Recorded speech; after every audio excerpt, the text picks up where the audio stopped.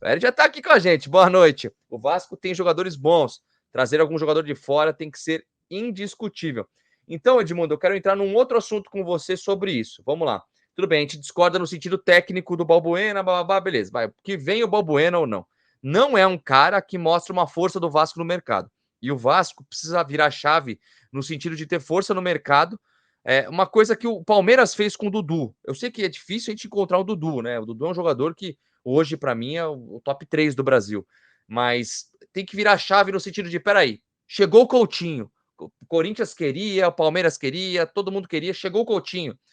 O Oscar, eu acho que o Oscar seria um cara que mudaria um pouco isso. Pô, peraí, um cara que venha, pô, beleza, o cara tem nome, etc.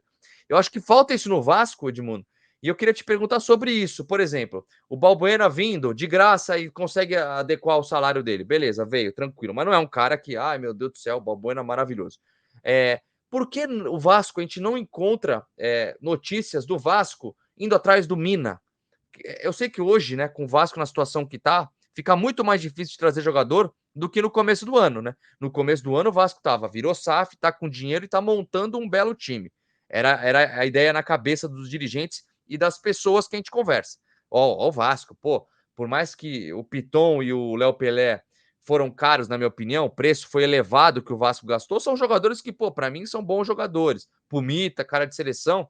Então dava a cara de, pô, peraí, o Vasco tá criando um time bom.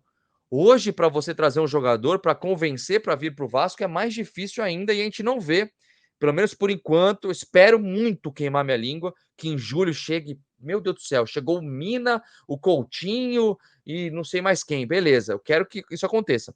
Mas eu não vejo essa movimentação do Vasco no mercado. A gente vê nomes como o Balbuena, ó, quer ver? Tem outro, o Serginho, que inclusive está treinando separado, Guilhermo Paiva, do Olímpia. A gente não vê essa força do Vasco no mercado, né, Edmundo? Tem uma palavra que as pessoas do futebol, né, principalmente quem fala de futebol, fala muito nessa palavra e eu posso garantir que ela não é a palavra mais importante do futebol, que se chama planejamento. Tá? Não acho, não acho. Futebol é inspiração e transpiração. Se você não tiver isso, não adianta planejar nada. Mas é claro que empresa, né? O Vasco SAF hoje é uma empresa, precisa ter um planejamento. Por que eu estou dizendo falando, sendo enfático nesta palavra? Porque no planejamento foram contratados pontualmente um jogador para cada posição, né? Pelo menos foram 17, 18 jogadores com o Serginho agora, mais do que um em cada posição. Só que todos eles, com uma média de idade muito baixa, né? Uma média de idade muito baixa, para que você revenda no futuro. Isso dificilmente monta um time forte e competitivo, porque senão todo mundo teria um time só de jovens. Os times campeões mundo afora, não só no futebol brasileiro, tem mescla de experiência e juventude, jogadores que chamam a responsabilidade na hora que a coisa fica difícil, jogadores que têm personalidade para chamar o técnico e falar: poxa, vamos jogar um pouquinho mais para frente, vamos atacar um pouquinho mais. Não só os jovens são todos acuados, todos tímidos ainda. São tímidos na hora de jogar, na hora de se expressar em campo, e são tímidos no dia a dia também, porque ainda estão à procura de um lugar ao sol. Então, o planejamento estratégico do Vasco foi completamente errado, completamente errado. Gastou muito em posições que, no decorrer da temporada, não vão nem jogar. Né? O mais caro deles, nem acho que foi mal investido, não. O investimento foi feito na hora errada, na minha opinião. Primeiro, você tem que ter um time forte para você botar o Herediano. Não você planejar o seu time, ter como o craque do time o Herediano. Está muito nítido que ele não está preparado fisicamente, não está preparado mentalmente. na minha modesta opinião, para ser o grande jogador do Vasco. E aí eu posso estender isso ao Pedro Raul. O único deles ali que está demonstrando, e nem acho que está jogando isso tudo, não, tá? Não estou falando só de personalidade. O único que está demonstrando que tem, que está pronto, mesmo sendo jovem, que não é tão jovem assim, é o Léo Pelé. O resto, todos eles, né, mostram muita oscilação, nesse ponto, sim, muita oscilação mental para suportar a pressão que é jogar no Vasco da Gama. Uhum. Sabe? Então, assim, o planejamento foi todo errado e agora estão querendo mudar, só que estão indo de 8 para 80. Também não vai funcionar. O que é de 8 para 80? Trazer um monte de jogador que está largado, que está afastado de outros times, só porque eles têm idade e experiência. Entendeu mais ou menos o que eu quero dizer? Sim, sim.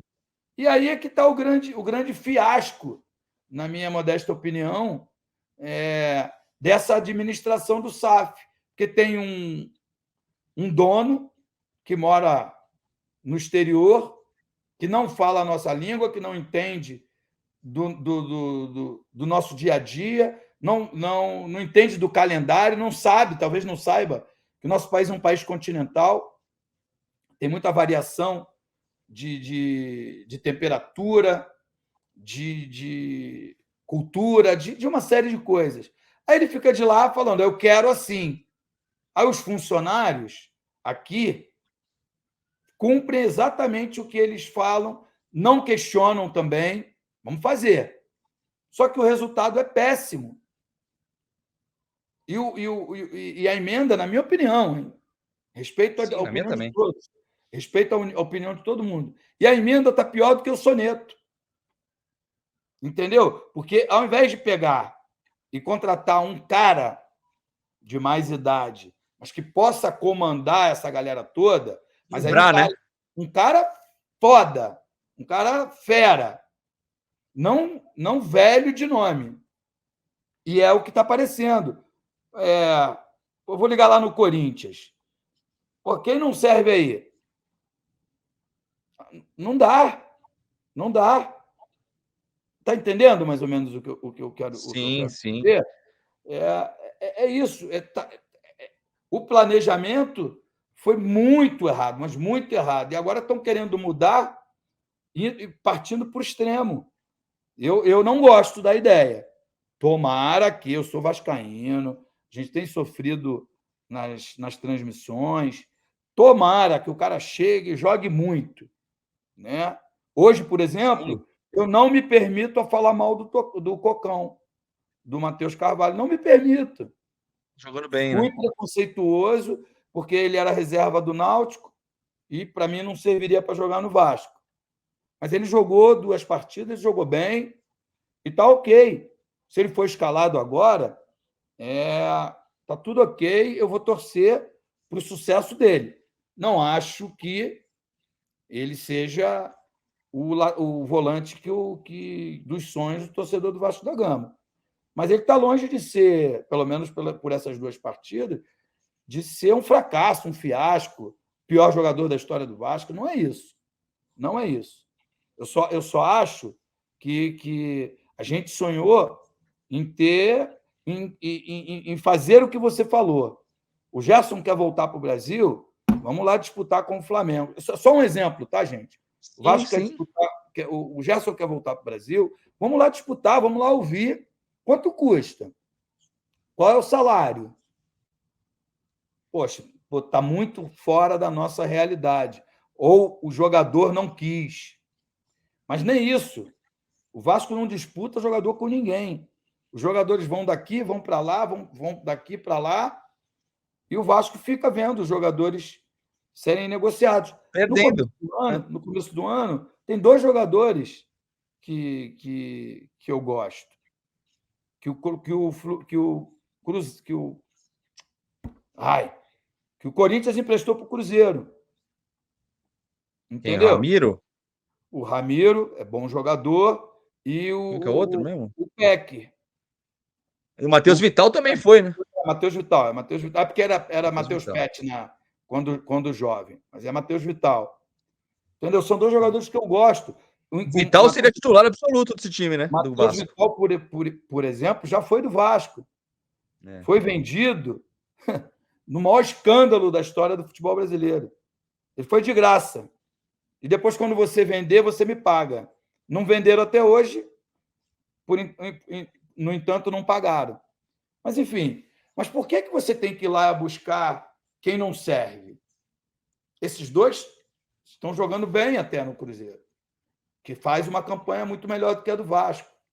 Então, o planejamento que todo mundo diz, os entendedores de futebol, mas que nunca pisaram num campo de futebol, dizem que o planejamento é a coisa mais importante da vida. Não é. Futebol, o mais importante é fazer o gol. E para fazer o gol, você precisa de duas coisas básicas: transpiração e inspiração.